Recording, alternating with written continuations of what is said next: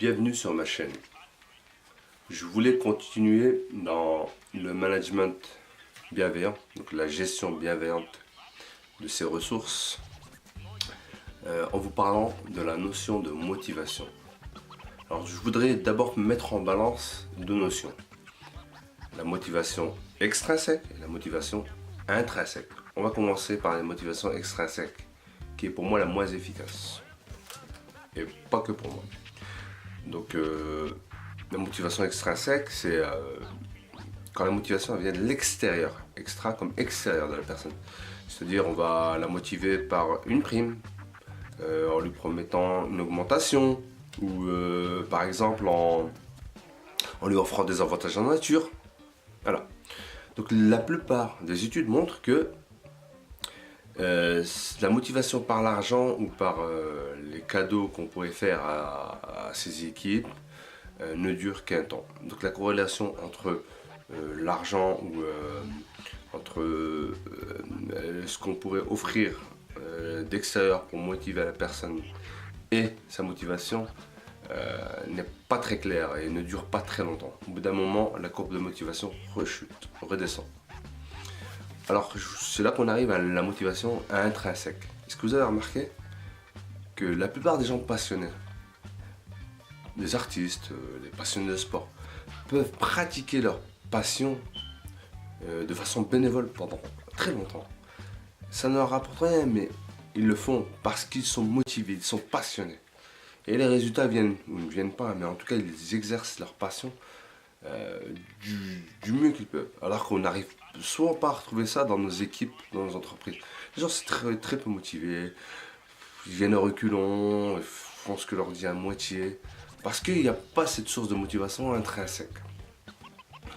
Et pour donc, travailler cette motivation intrinsèque, un bon manager doit prendre en compte trois éléments.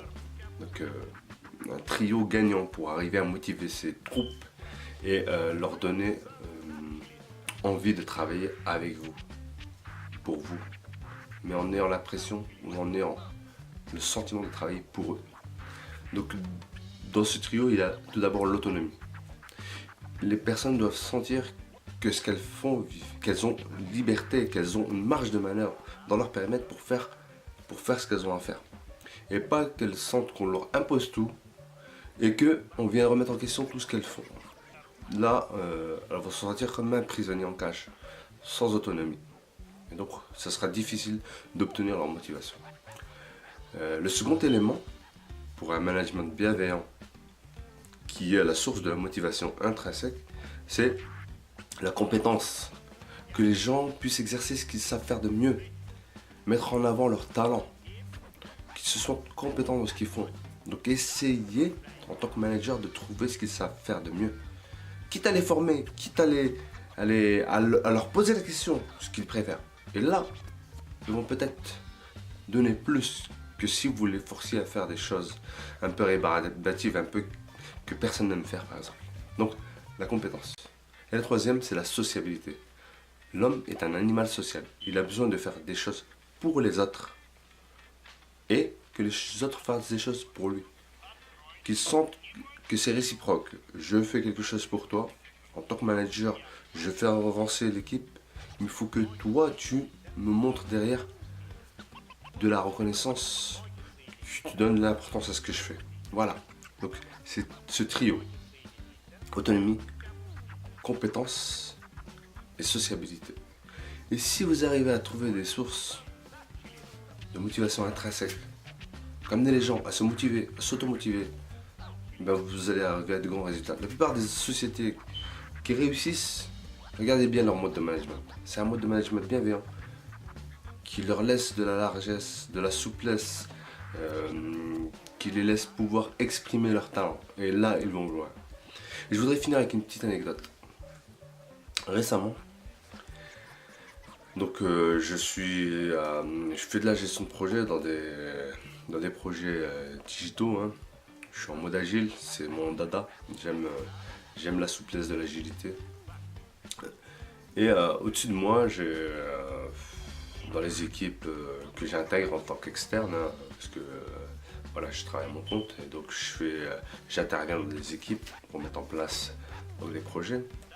J'avais un manager qui s'est formé un peu sur le tas. Et donc, sa façon de faire,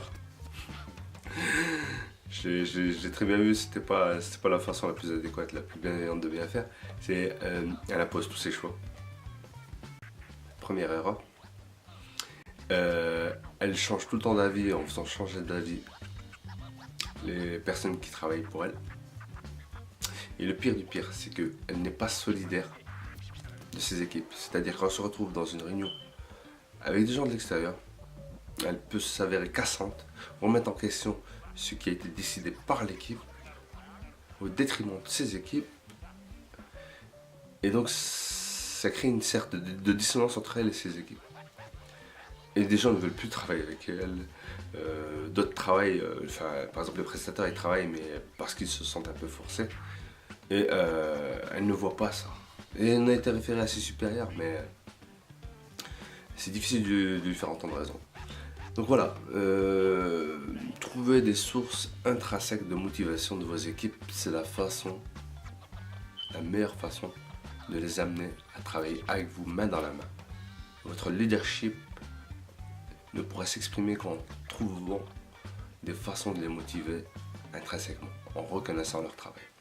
Donc voilà, je vous dis à bientôt sur créativité.fr. On essaiera de développer d'autres thèmes autour de ce management bienveillant dans les vidéos à venir.